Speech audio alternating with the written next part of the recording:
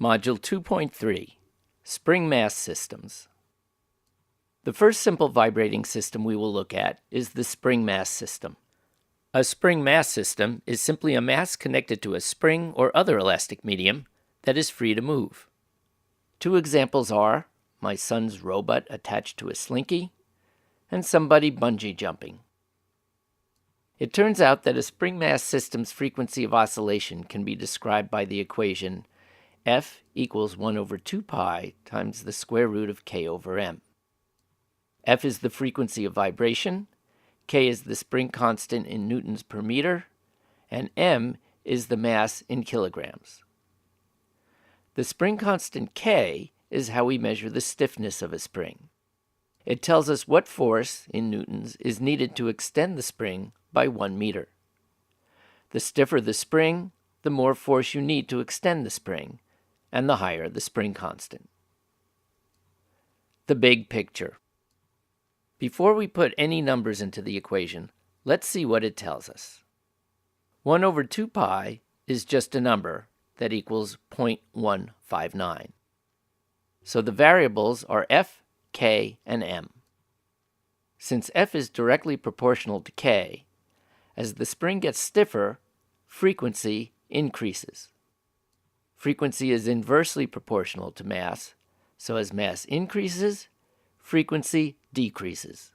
So if you want the robot to bounce faster, a higher frequency, you can make the spring stiffer or make the robot lighter.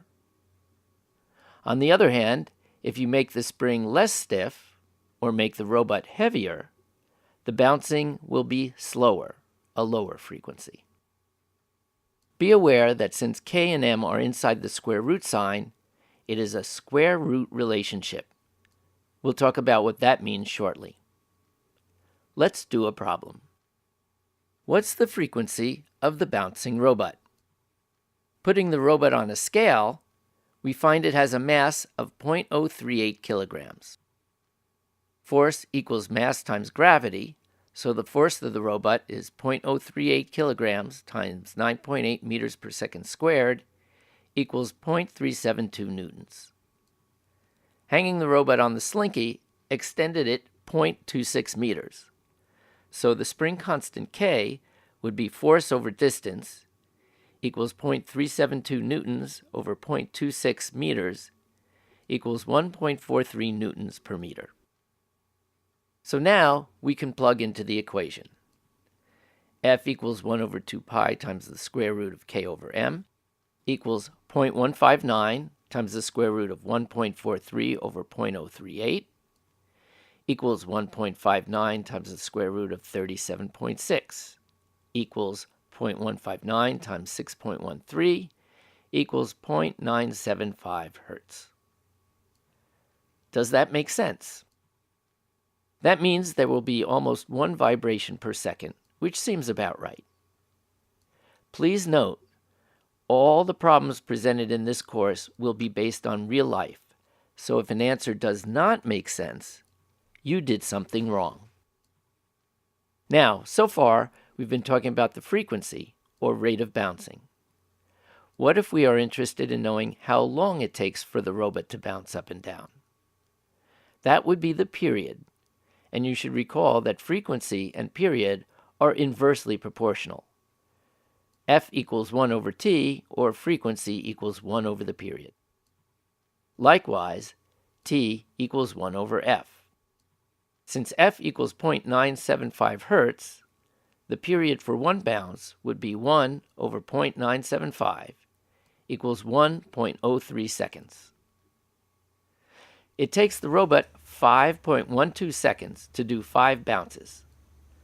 So 5.12 seconds over 5 equals 1.02 seconds per bounce. That's just a 1% difference.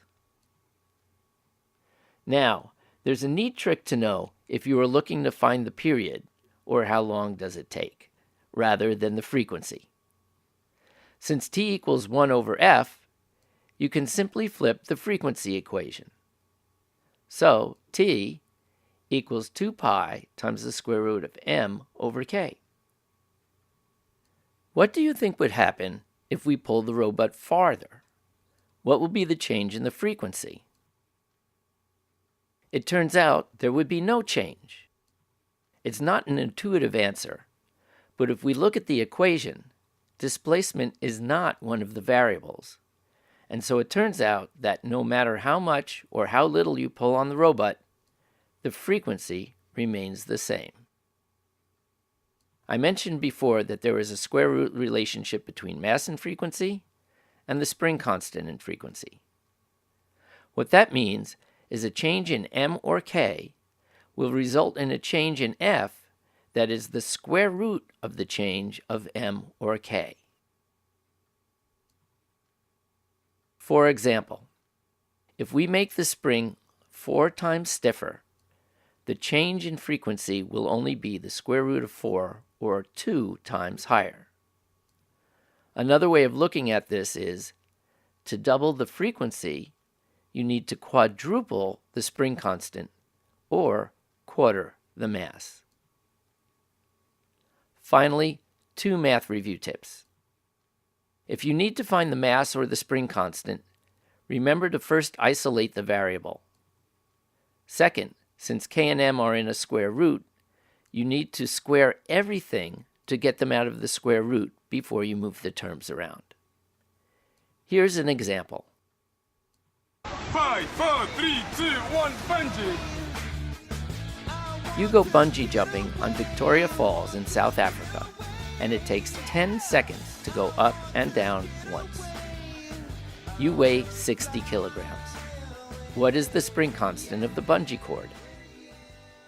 From the problem, we have t equals 10 seconds, m equals 60 kilograms, and we need to solve for k.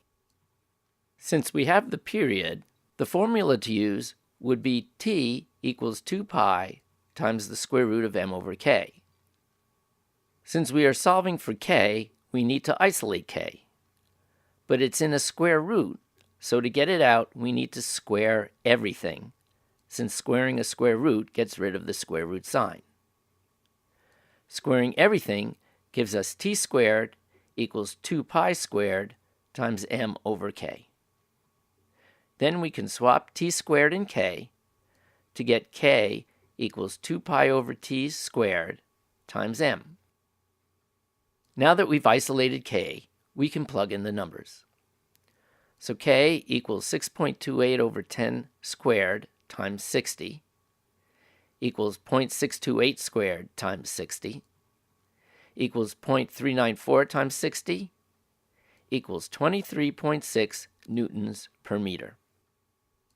Does that make sense? A newton is about a quarter of a pound, so that would mean about 6 pounds of weight would make the bungee cord stretch 1 meter, which seems about right for a bungee cord. To review, a spring mass system is a mass connected to a spring or other elastic medium that is free to move. Frequency equals 1 over 2 pi times the square root of k over m. F is the frequency of vibration in hertz, k is the spring constant in newtons per meter, and m is the mass in kilograms. F is directly proportional to the spring constant and inversely proportional to mass. Period equals 2 pi times the square root of m over k. Displacement does not affect frequency or period. When solving an equation, isolate the variable you are solving for. If a variable you need to isolate is in a square root, square everything to get it out of the square root.